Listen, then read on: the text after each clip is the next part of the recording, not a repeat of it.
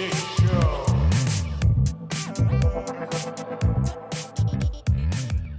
How's it, everybody? We is the Joy Schtick Show. You know, your three favorite friends from Hawaii have gathered once again to talk about the latest things we've read, watched, or played. And we'll share our shtick with you, so thanks for sticking around. If you fancy what you hear, please like and subscribe on the platform you frequent. It helps when you like and share. I'm your co-host Drake, and that's Scott. How's it? You'll notice that we don't have our fearless friend Thomas because he has things he has to do. So Scott and I are taking that baton and we're putting it betwixt our legs and walking down the street with it for all to see. So yeah, we're doing a great job, I think, so far. Yeah, we haven't blown it up. We haven't crashed.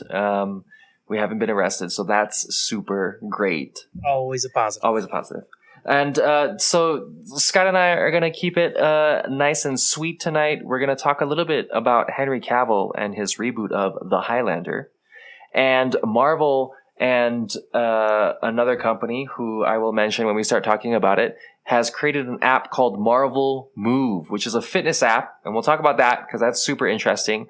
And Scott got to watch The Meg too, so we'll dive in so that we can chomp down on all of that knowledge. And obviously, episode 3 of Ahsoka came out, so we got to talk about it because that's all the rage. So, Scott, what do you remember about Highlander in general, aside from the fact that I think it was on USA TV channel, right?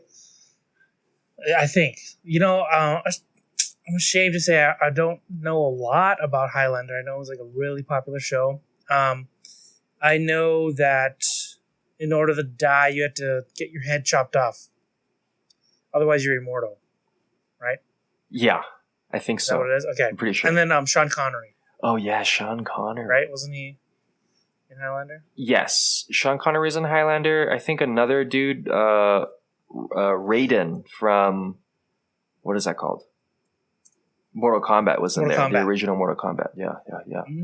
So that's pretty cool. I don't know. I feel like Henry Cavill is such a individual who loves all of these like pop cultural / like TV comic phenomena that he has a really great grasp of it. So I'm kind of excited to see how they can kind of bring the Highlander into this century, because it was really, really old previously. Yeah. But yeah, and I think, like you're saying, Henry Cavill, he can do a great job. Like we've already seen him as The Witcher. Yeah. And he's like crushing it as that. We know people want to see him be muscular and have a sword in his hand. And we know he's a nerd. We know if he does this, he would do the research and like do the best he could to make it as true to the source material as possible. So no doubt he'd be a great Highlander. Who's like directing this? Oh man, I do not remember. Let's go to Jamie. Was it Zack Snyder? Zack Snyder. Is that what I read? To the show notes. You know when you type up Highlander, the first thing that comes up is Toyota Highlander. So. No, actually, okay, it's John Wick director, Chad Stahelski, which is that's cool. So could it be John? Oh, I mean, if it's John Wicky in terms of action, but Highlander background, that's kind of neat. Yeah, that'd be cool. I mean, I'm down for it. I'd definitely tune in. Whoa, I do. That could be interesting, like a Doctor Who, right? Because the Highlander in themselves, once you cut off another Highlander's head, you gain their power, you live longer. So if there's multiple different Highlanders and or generations of Highlanders, you could kind of Doctor Who it, especially if it has that John Wick vibe that has that longevity. That could be really good. Yeah, it's a cool way to pass the baton, as you were mentioning earlier. Yeah, I feel like is that Doctor Who is probably one of the only shows that passes the baton like that, where you have consistently new main characters. Yeah, and it's like accepted and understood in the show. Because he like transforms into this new character. Yeah, I'm interested to see how Witcher does it. If it's gonna be along those same lines, where like everyone recognizes like, oh, you used to look this way, now you look this way, or they're just gonna glance over it. Yeah. Pretend like you never changed. Like in Doctor Who, it's mentioned like even his taste buds have changed. He's like, I used to love this, and he's like, oh, I hate this now. So he's almost a totally different person. Yeah, that's It's really cool. Yeah, that's cool. I like that. I wish more things did that. I guess Ahsoka is kind of doing that. Well, we'll talk about that a little bit later. Any hoosers. Moving on to Marvel Move, which we, as we were both looking at it, we were like, is this a real thing? But it happens to be a real thing. And from what we read on the article in CBR is that it's going to team up with a company called Six to Start. And it's essentially a fitness app. And from what we've seen in the trailer, is like a Marvel character voice in your head. And it's kind of narrating you through some scenarios, almost like imagination come to life. Is that kind of what you get from that? Yeah, it seemed like you were kind of in on their adventure. From what the trailer made it seem is like it's an issue of a comic book and you're a character in it. So like they check in on you, they keep it going, we need to move here, but you hear battle going on. You hear the hero talking smack to the villain. Very interesting. I still would want to see more on it. For sure. When I heard about it, it's not what I expected. I thought it was like in order to get like pecs like the Hulk, you would need to do these exercises or something like that. Yeah. You know? But this is like very like you got the Hulk in your ears telling you to run and push it. So very interesting. Yeah, I initially thought it was gonna be like a Wii Fit where it's like motion tracking you and then it's showing you as a character or maybe within kind of like this 3-dimensional realm, and you're kind of like almost being a hero in that situation and then kind of going off of like movement and stuff. But with this, it definitely it pretty much just showed two human beings listening to voice acting in their head and then just like doing the things like an audible. Yeah, which I even thought it'd be more like Thor leading a Zumba class. Yeah, or something. Like just put that Thor leading a Zumba class would be super exciting. That'd be pretty great. Yeah. It just puts like a CG thing over a person actually just leading it. And it's just like Thor's voice. Like that'd be pretty. That'd be so tight. Coming to a city near you. I thought it was interesting that Marvel in itself is entering this market. Because in terms of the demographic of individuals who watch Marvel, you're talking about, and forgive me, but like the stereotypical nerd is the person who is maybe less physically available. We'll put it in PC terms. Maybe doesn't necessarily have the best social skills. Maybe doesn't have the best fitness, right? And or like a child, a youth now from like the Disney realm. And then your OG individuals who like Henry Cavill are like a nerd, right? So in terms of demographic, who is really going to use this? What does that say about the necessity for it? What does it say about our society if we do accept it as like the next big thing? What are your thoughts there? Yeah, it's a good point. It's like the commercial shows 2 adults doing it. It would have been, I don't know. Yeah, like who are they making it for? Like if they showed kids going like, oh, this is how I'm going to get into like exercising at a young age. Yeah. That'd make a lot of sense. Yeah. 2 adults tuning in. If they're running already, like if they're bored of their run and they want to try a different thing, like audiobooks are just not good, man. And I'm running the same track. I want to listen to Cyclops order me around as an X-Men member or something. Like it sounds like a very niche type of thing. Talk about it. Like very niche. So niche. Like yeah, I could ask all my friends, including you, and I'd probably say when they first tell me about it, they're like, I'm probably not gonna get it. But I want to see I'd want to see how it fully functions first before like diving in. Like this isn't like a no-brainer for me. Yeah. It's kind of a weird concept. Yeah. I mean like, and they're leaning hard into one thing. I guess. Yeah, it's weird. It opens. Is it a choose your own adventure book? Like you're running, you're like, what do you do? And you're like, dodge. And you're like, oh. And then you move and play. Like, how does it know? Like what? Like, yeah. I guess it from like an imaginary standpoint, like when you're kids and you're like, oh, I'm gonna be this character and you're those characters, and you kind of act them out.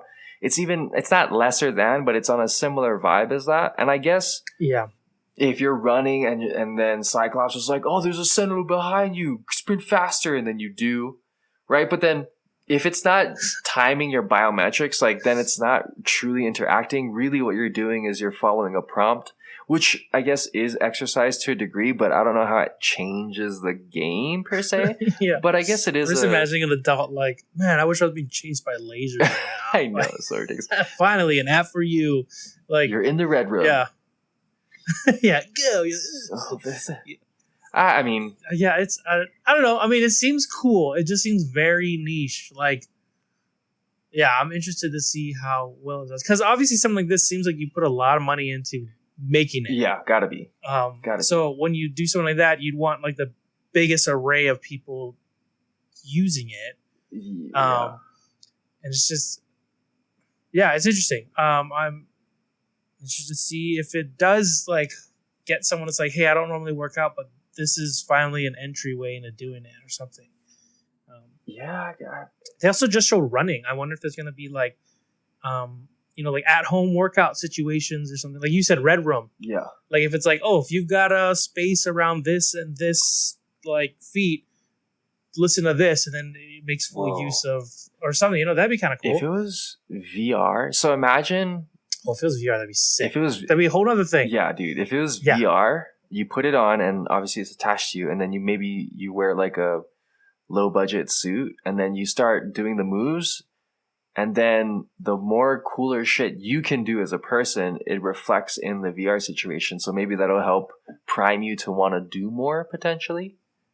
Yeah, because it would be similar to like those boxing games and stuff they have on the VR. Like they have workout ones that are kind of like a Beat Saber, which works in the same way as like those old Guitar Hero games, like where it's coming at you and but it's boxing and you gotta like punch, duck, and like move and stuff. But if they had it where like you're dodging rubble and like you have to like maybe Captain America like throws you a shield and you gotta like catch it and like throw it back to something. Or that'd be kind of cool. That would be tight. That would be cool. Yeah, but that's fitness. That right there, sign me up. That's fitness, guys. Yeah, that's fitness. That's gonna be their tag. That's fitness. Well, in terms of Marvel move, their hope is that, and they quote, the collaboration with Marvel will bring health and excitement to even more people across the globe. And they say that it is seamlessly merging the worlds of fitness and comics, which I guess are two things that can work and maybe will work. We'll see. Yeah. Well, overall, I think if the goal is to make people more healthy and like want to get moving and use their body so they live longer and like live healthier, overall that's great. I can support that. Can't hate that. I'm just interested to see if this is the thing that's going to grab people and be like, yes. Well, the big question here, Scott, is Marvel Move going to get you in shape to stay out of reach of the Meg 2? That is a great question. Because I don't think anything's out of reach of the Meg in Meg 2. Okay. So the Meg is more Meggier in Meg 2, or how would you describe? Yeah, there's so much more Meg in this Meg movie.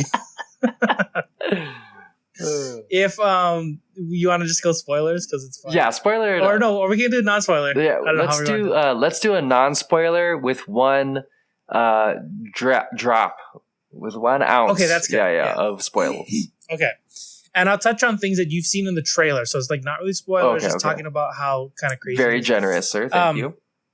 Yep. So if you've seen the first Meg, they go down. They have to rescue it's like the science facility that's like trying to discover stuff below, like dive down deeper than has ever been dove before. Whatever. They find this basically like I guess what is it? The Godzilla King Kong situation where there's like sleeping prehistoric things. When you go so deep, this prehistoric area. Okay. Go below this cloud that trapped excuse me, like heated water down there, so like other certain life forms could live. Okay. And the Meg lives there. Oh, okay. And, like on top of like other like prehistoric kind of creatures. But so in the first one, they go down and the Meg follows them out. Like when they're leaving, it follows them through this heated water tunnel that they created while leaving.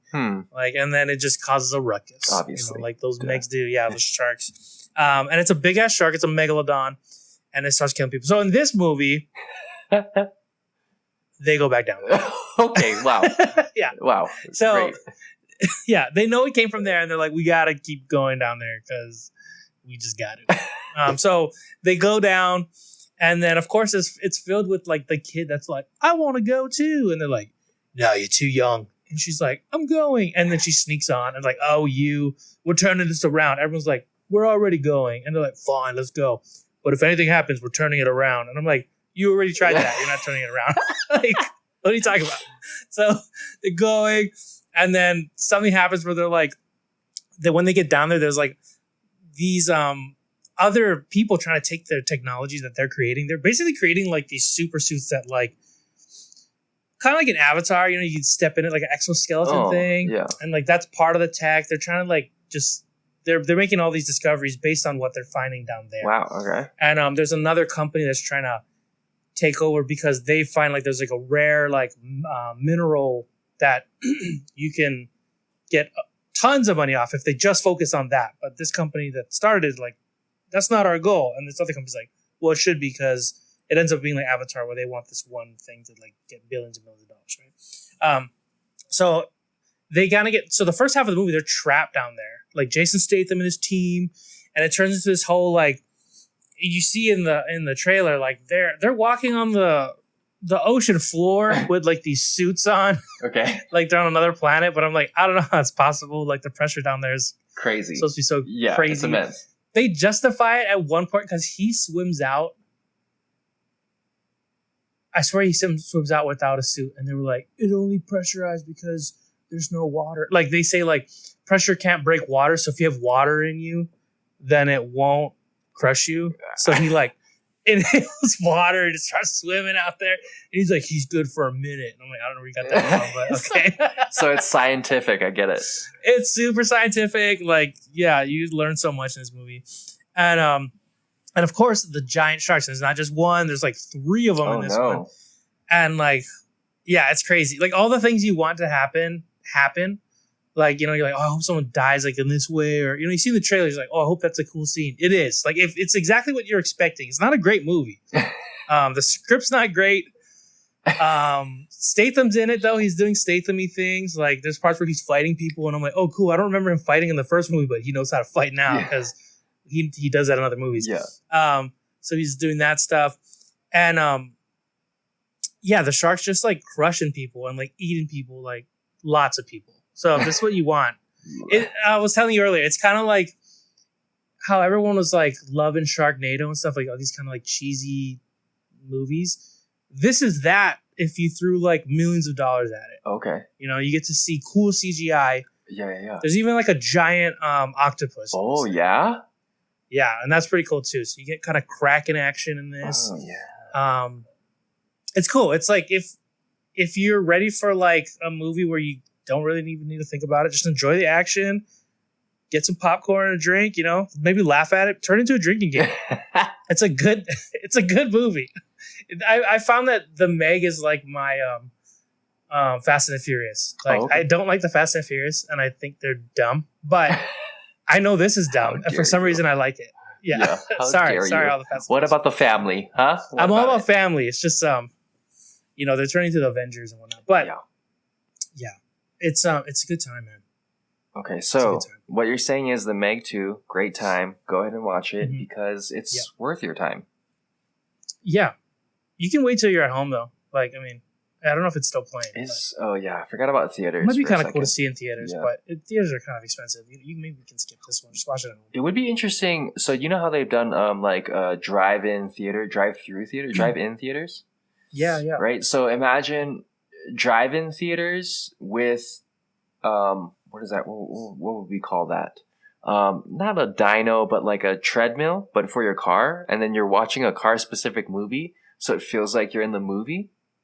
So what if then you have a pool theater and you're watching the That would Meg, be okay. right? I've heard that they've done these with Jaws. Oh, Either they watch it out. I want to say in a big pool, but maybe even on the ocean, like right in the shell that'd be area. fucking. And they got Jaws playing like on a big inflatable. Yeah. I don't think I'd even do that. That's fucking creepy. Yeah, that's like that's like being in the bathroom with the door closed with the lights off and going Bloody Mary twice. You know what I'm saying?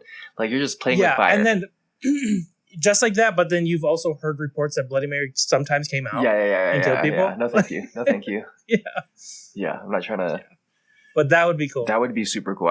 Immersive theater experiences, I think, is an untapped situation. But obviously, it would be so hard to plan. Like if you're, you know, it'd be fun. You go to excuse me, sorry, one second. Find yourself like an Olympic-sized swimming pool. Yeah. And then do that, float on there, turn all the lights off, and then have it like projecting on the wall. Man, you know, there's no sharks, but that fucking pool's is deep, and crazy. oh my god, that would take that intense. movie up another level. That'd be intense. Somehow I'm thinking about like interactive movies. Like it's not really a movie; it's an interactive experience where like, but without physical touch, because you know people would be afraid to get touched or like hit. Like when you go to a haunted house. And you don't have to fill out a waiver. You know what I mean? The allure of like fear kind of, you know, they can't touch you because it could be a lawsuit kind of a situation. So well, they have those 4D movie theaters. What is the fourth something different than that? I think what it is like the seats will rumble. Sometimes air gets pushed in to like different parts by your feet, face. I think sometimes it'll sprinkle you with water. Yeah. I don't know how clean that water is. But I know. And then that sort of stuff. I mean, I think takes you another. I kind of want to see Mario in that, but I missed my window. That would have been kind of fun. Like an Avatar situation, like a leaf is being moved and it splashes and you get that light mist of it. Like that could be that'd be cool. Cool. For some reason, I'm thinking about like I guess I'm just thinking about not haunted house type activities. So like it's not a haunted house, but it's like a different kind of like an escape room, but you're not escaping, or like a murder mystery, but it's not about murder. You know what I mean? Like things like that where you can do in groups where you're, I guess, role playing. I guess LARPing is what I'm saying. You're LARPing. Live action role playing. But with movies? But with like movies or themes or bring that to a theater experience. Yeah. Like in order to watch the movie, you have to like do an escape room as like a group or whatever. Like a sort of like an activity. That could be kind of cool, actually. Yeah. Turn it into a whole thing. Yeah. Into a like thing. Like a little immersive experience, and then maybe it just leads up to the movie, and then when you're done, you're out. Yeah. But something before the movie, that'd be cool. You can like feel like you're a part of the movie. I do kind of wish we could have that because do you remember your lightsaber experience when you went to the lightsaber spot in Disneyland? Mm-hmm. Imagine if you did that before you got into the third episode of Ahsoka. How would that make you feel? Dude, if I did that right before Ahsoka, that would have been sick. Because then you're watching it with a lightsaber. Yeah. You feel like you went through the same trials, not really, as Ahsoka to get your lightsaber. You know, it's a little more immersive. But that's a good idea. You know, next episode, I got my lightsaber. I see it in the corner of my eye. I'm just gonna whip that bad boy out. Watch. Yeah. Episode 4. Yeah. How'd you like episode 3? Episode 3. Okay, I wrote some notes on it because it was a real nice. So I'm going to be glancing over at them like so. But first and foremost, I think, again, I know this wasn't Dave Filoni, but the way that Dave Filoni set up the first episode, there's a lot more directorial nods towards Dave Filoni's initial direction. Just with like the blocking, the scenes, and I'll get into it, like the lack of dialogue. I love the lack of dialogue and just the showing. Mainly because a lot of the times now when you're given these characters, they have to like act as if they are above their pay grade. And with Ahsoka, we already have the rebels.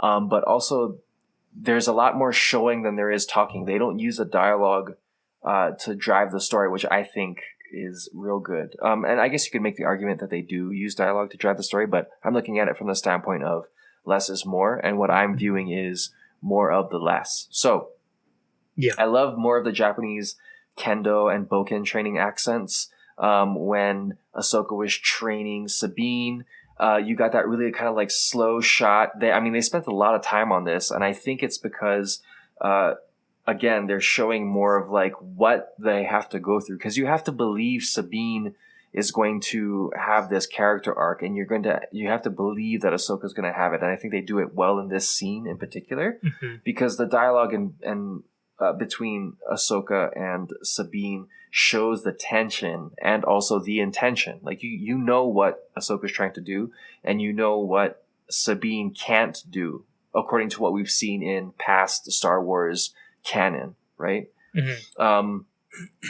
Moving a little bit forward, I like the return of Mon Mothma, just because we've seen her in Andor, and I believe we've seen her in other things as well too. So to see that kind of recurring character was real nice. And then when Hera is kind of discussing some of those things with the council or the Senate, and then you see her son Jason, that little kid who runs up to her, and he's like, "Mom, something or other," and I was like, I had to pause, and I was like, "Whoa, did Hera have a kid?" And his name is Jason, and the dad is Kanan Jarrus, because Hera and Kanan had like a love situation in the Rebels. So go ahead and watch that so you can get a little bit more context. But to me, my first question was, is he Force sensitive? And it's interesting because it's bringing back some of the expanded universe situation, because Jason Solo was the original Ben Solo, right?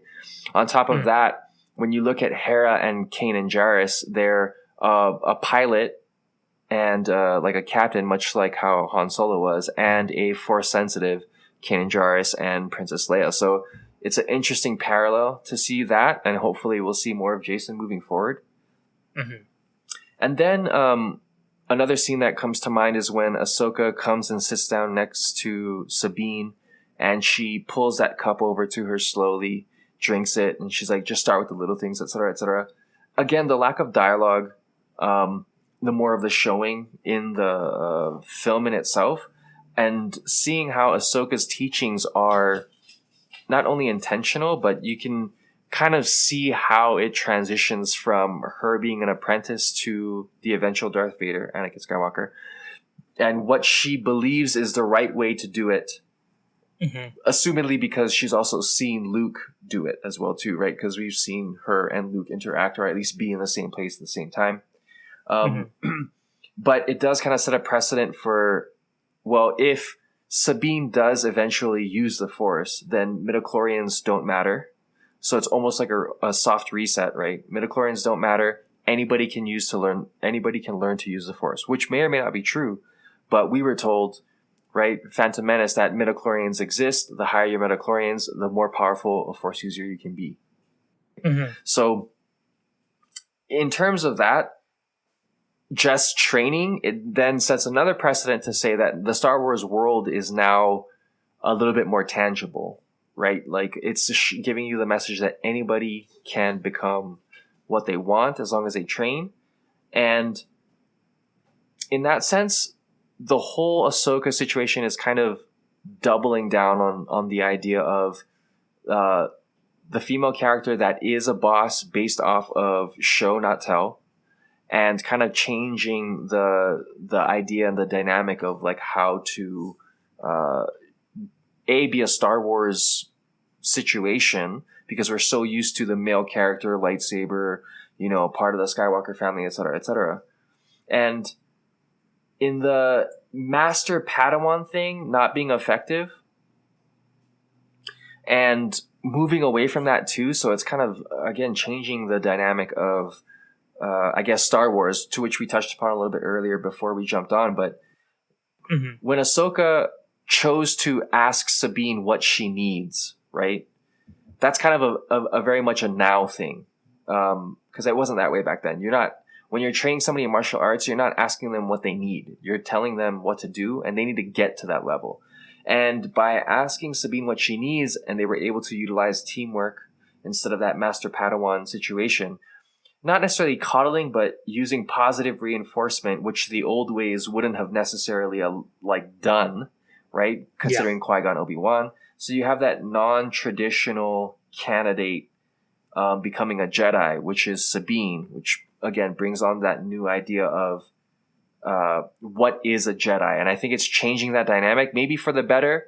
And, obviously I can see in the opposite direction, but one of the funniest things to me was just Ahsoka protecting the ship in a spacesuit. And I thought, space Jedi, even though they're in space. You know what I mean? That part kind of threw me off because I was like, why would the ships just shoot her? Yeah, like shoot the ship. Yeah, shoot the ship. There's She's more on the ship. Yeah, they could have just killed the ship and then she died. Yeah, like I was like, it was cool though. Granted, like it was cool seeing her just deflect stuff, but I was just like, this makes no sense. These are the dumbest bad guys, ever. Like they're so good at shooting, they're shooting her. Like shoot all around the ship. Yeah, I know that's.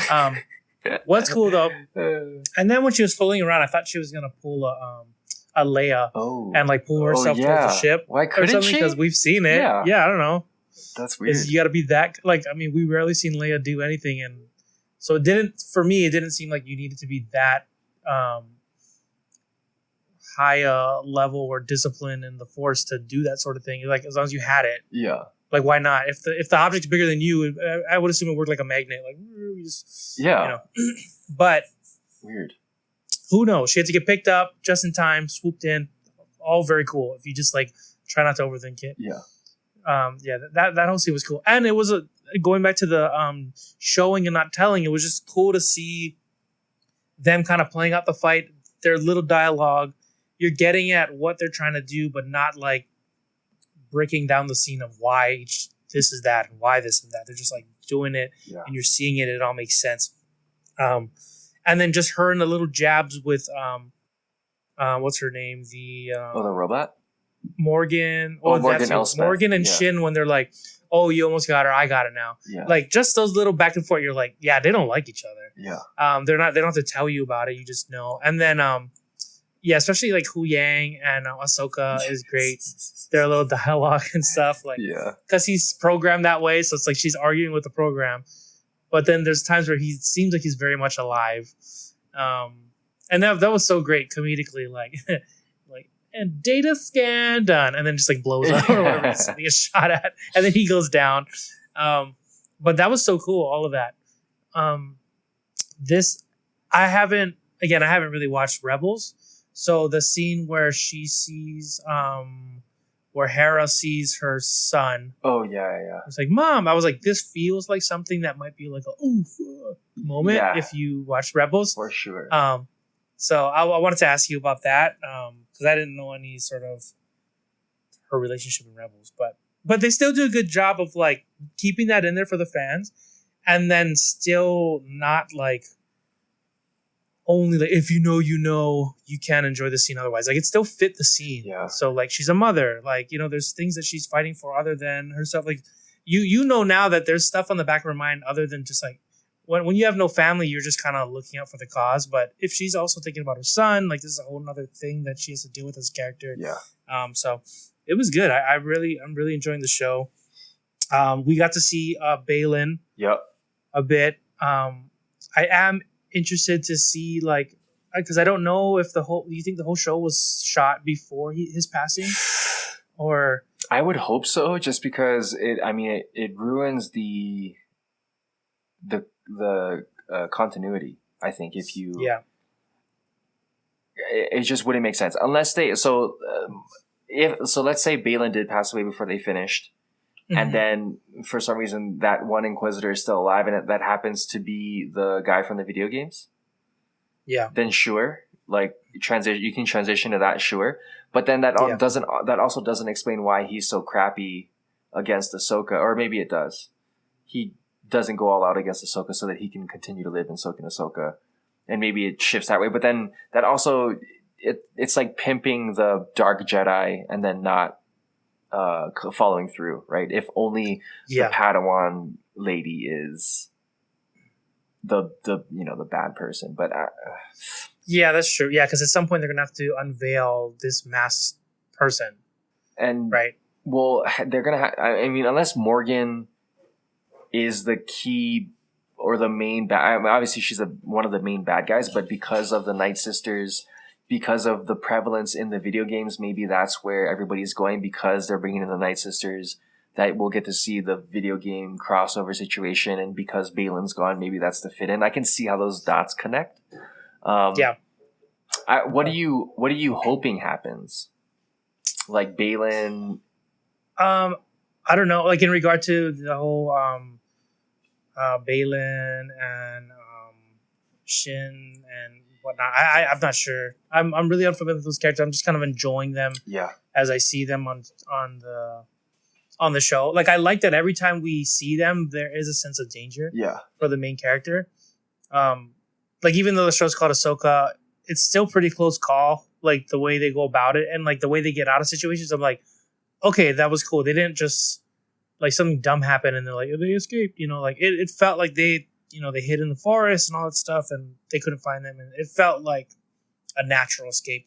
But in terms of Ahsoka and Sabine, it'd be cool to see her like tap into some sort of Jedi thing, even if it's not moving the cup. Maybe she picks up on like when she was training in battle, like being able to, because I'm assuming something's gonna happen in the show where maybe she's blinded or something and she can like use the Force in that way, like a Spidey sense of some sort. And then that could justify her like not having the high midichlorian. Like if they just made her a badass Jedi who's super powerful, then that would totally throw off the whole Jedi thing. But I would like to see her just have like just a hint of Jedi, but like more Mandalorian. Yeah. And be like a real practical Jedi. I think that would be really cool. Yeah, no, that'd be super tight.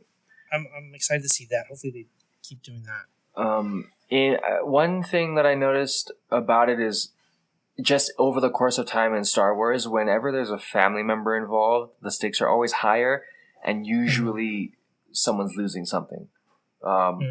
Because aside from Leia and Luke, right? Once we've established that they're brother sister, then you kind of see, is Leia gonna survive? Is Luke gonna die in this instance when Darth Vader is cutting his hand off, and then you find out Darth Vader is the dad, and then he ends up dying, right? Yeah. And then in Phantom Menace, the mom dies, and then in all of the other or the last 3 Star Wars movies, Ben dies, the dad dies, Leia dies. So Boba Fett's son. Boba Fett dies, or Jango Fett dies, right? So Hera and Jason, we'll kind of see where that goes. Obviously, it's going to add a lot more stakes, like you talked about earlier. And another reason to watch the Rebels is because of the Purgies. When they get to that whale situation, they have all those. I was going to ask about that. Yeah. So they are able to travel at light speed. They can travel through hyperspace without any technology. And so within the show, the Rebels show, Ezra was able to take Thrawn away by kind of commandeering the Purgies, and then they warped Thrawn to a different galaxy. So that's why it matters. Okay. So the Purgies in themselves are a kind of a throwback to the possibility of Ezra being alive and Thrawn being alive, and also. Oh, did he go with Ron? Yes. So that's why in the first episode, he was like, oh, I'm sorry what I had to do, blah, blah, blah. Sabine, you're like my sister, blah, blah, blah. So that adds a little bit more to it and gives it a little bit more weight, because we also know that Morgan is building a hyper ring. Yeah. A hyperspace ring. And if the Purgies are there, then there's that another layer of, hyperspace is what they're trying to achieve. Finding Thrawn and Ezra, what they're trying to achieve. So they're doing it a lot through symbolism in this situation. So, it harkens back to how good Rebels was, especially coming off of how good, obviously Emmy Award winning, the Clone Wars was. So, Star Wars is just doing a really good job. Dave Filoni in general is doing a really good job at continuing the lore without crowding. I wish he did the last 3 Star Warses. because Yeah. now you have to Yeah, for rewrite sure. all that shit. So I don't know. Like, for you, what's your favorite thing about Star Wars, and how is Ahsoka not necessarily changing that, but moving that forward?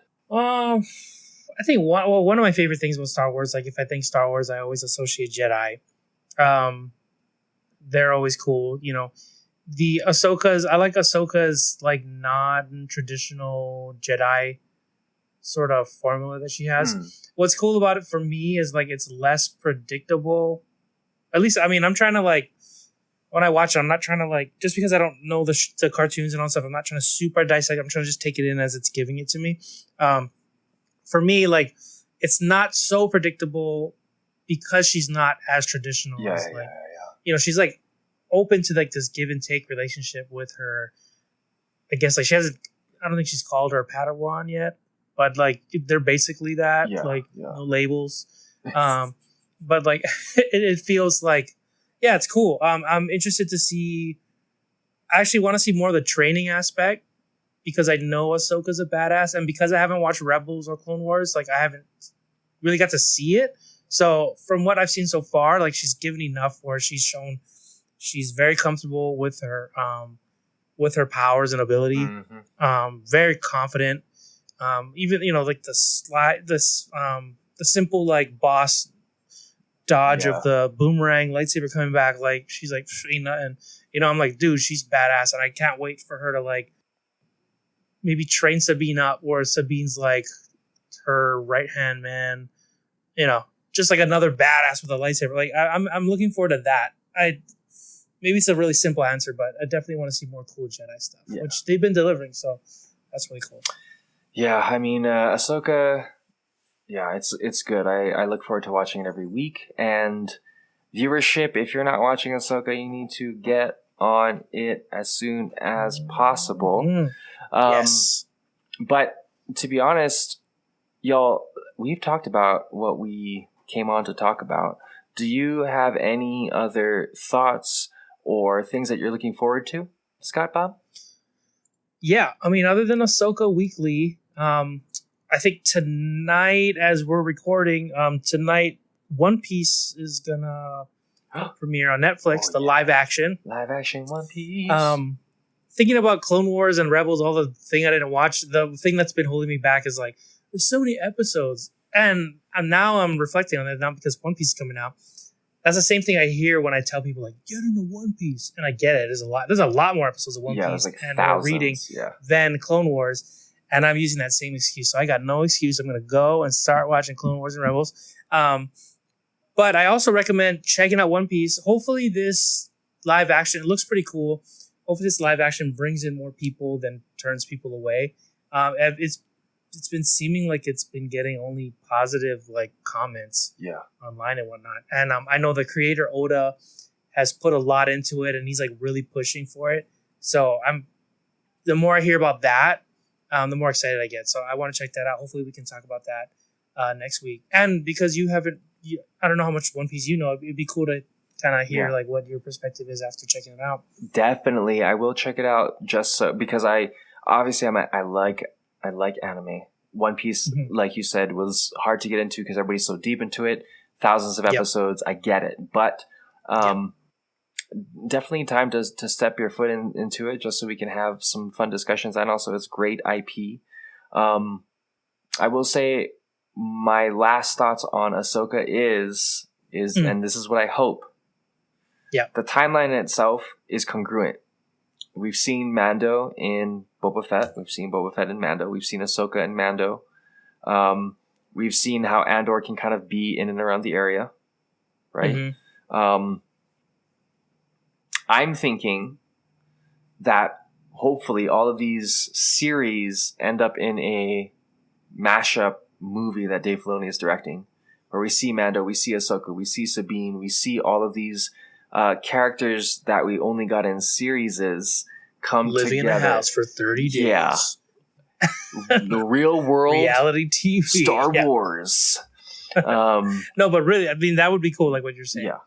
Yeah, that'd be sick. And then Dave Filoni's been doing such a good. Anytime I see his name on it, I'm like, that's why it was so good. Yeah.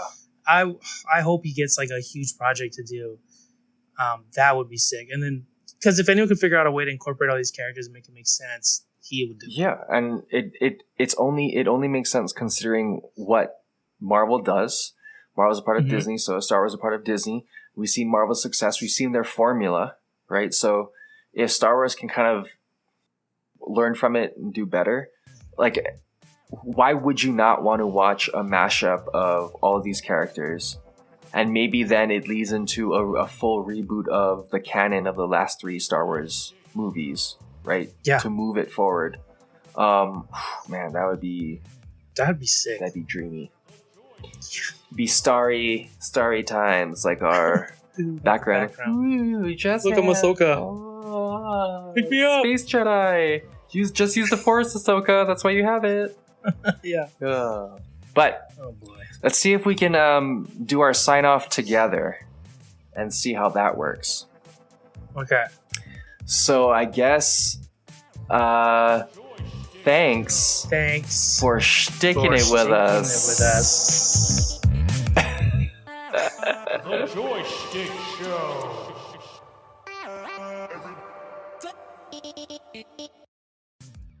If you've enjoyed what you've been listening to, we'd really appreciate a follow, subscribe, and a review.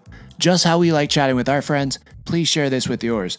Feel free to join the squad and follow us at JoyStickShow, Joy Schtick Show on Twitter and Instagram, or anywhere you listen to podcasts.